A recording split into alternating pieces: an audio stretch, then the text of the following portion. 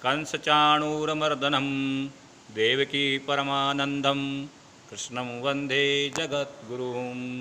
आज वैशाख शुक्ल पक्ष की एकादशी है, जिसको कूर्म पुराण के अंदर मोहिनी एकादशी के नाम से दिखाया गया है या प्रतिपादित किया गया है।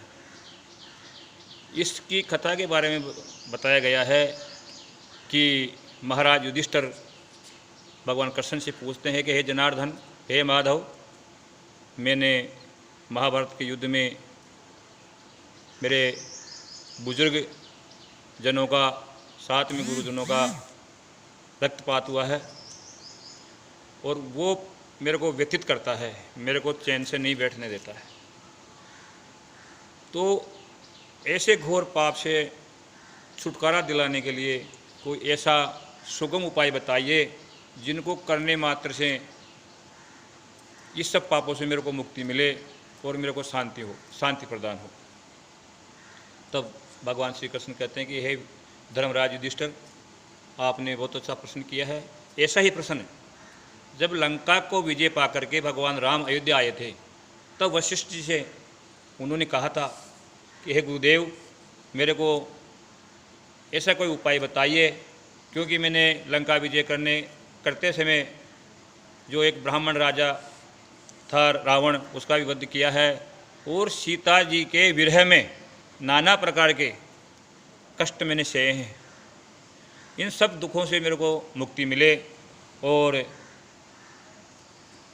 मेरा कल्याण हो, ऐसा कोई सुगम उपाय बताइए।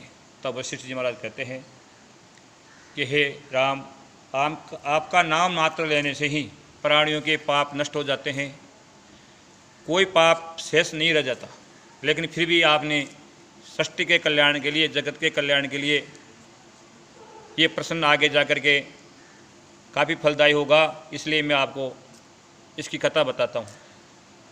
इसके बारे में बताया गया है कि सरस्वती के नदी के किनारे पर एक बहुत ही सुरम्य नगर था जिसका नाम था भद्रावती, और उसके अंदर एक पुण्यात्मा, धर्म को बढ़ाने वाला, साधु ब्राह्मणों का दान दक्षिणा देने वाला और लगातार धर्मपरायण में निवृत्त रहने वाला राजा, जिनका नाम था दूतिमान, वहाँ राज्य करता था।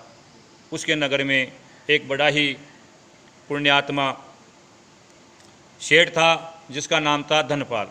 वो बड़ा ही वैभवशाली था, नाना प्रकार की उसके पास वैभव उपलब्ध था, और वो भी परोपकार को ध्यान में रखते हुए पानी के लिए कुएं, बावड़ी, तालाब आदि का निर्माण करवाता था।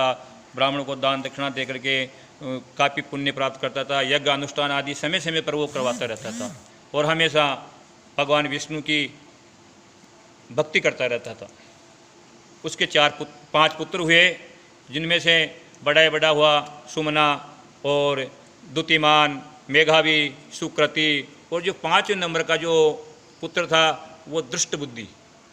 जैसा उसका नाम था वैसा ही उसका स्वभाव भी था।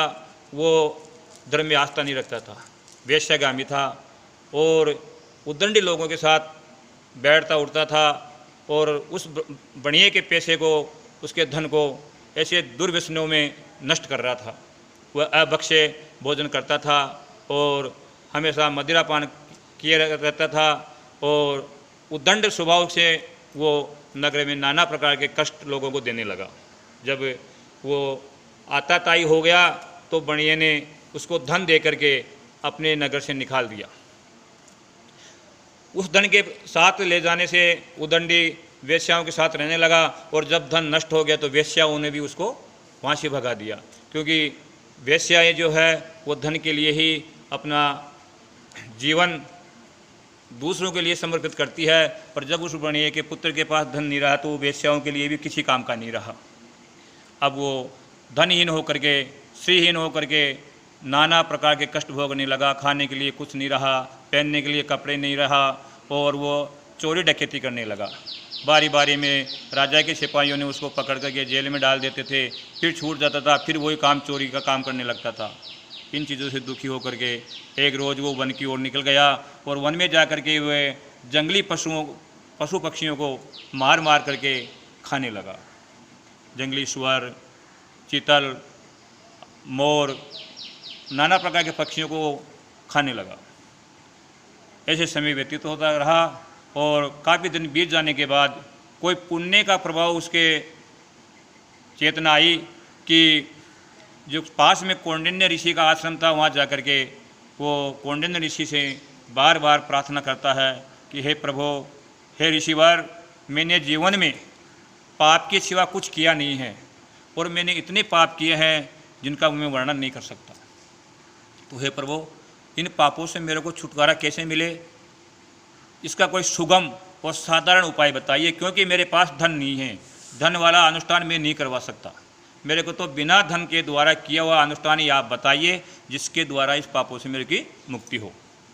तब तो कौंडिन्य ऋषि ने, बड़े दयालु थे, उन्होंने कहा कि हे वणिक पुत्र दुष्ट बुद्धि, तू मेरे कहने पर वैशाख शुक्ल पक्ष की जो एकादशी, मोहिनी एकादशी है, उसका उपवास कर, क्योंकि ये जो एकादशी है ये है सांसारिक सुखों से, भोगों से और सांसारिक मोह से दूर करती है और भगवान के चरणों की ओर मोहित करती है। इसीलिए इसका मोहिनी एकादशी नाम भी रखा गया।